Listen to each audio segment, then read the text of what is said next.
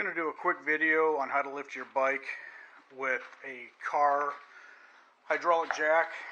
And if you get a cheap jack that looks something like this, I think this is Napa's House brand. It's got this kind of tip on it, or any kind of tip, but it's got the 1 1/4 inch hole in there.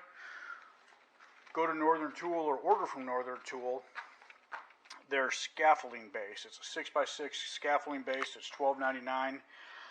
I cut that much off of mine, so that's a 1/4 inch. So nicely, the hole's a 1/4 inch by 1/4 inch. Pardon my shitty fasteners. It's what I had on hand, but I'm gonna change that. But I gotta say, the carriage tops actually worked very nicely. I just cut them down with a Forstner bit a little bit, or you could use any, I don't know, 5/8 inch bit just to countersink them a little bit.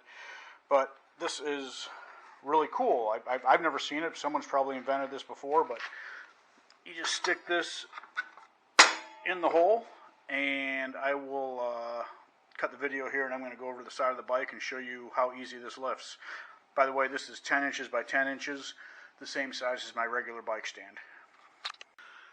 So what's cool here is you can pick it up right off the kickstand.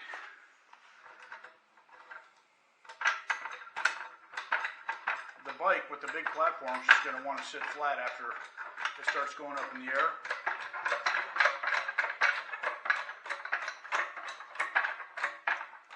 And like that, both tires are in the air. What else is nice, since you just leave the kickstand down with this, you just lower it back onto the kickstand and wheel it away to wherever you need to go. And that's it. Hopefully that's helpful to somebody. If this has been invented before, I've never seen it. So if you like it, make one for yourself. If you patent it and make a $1 kajillion, send me a couple bucks. Thanks.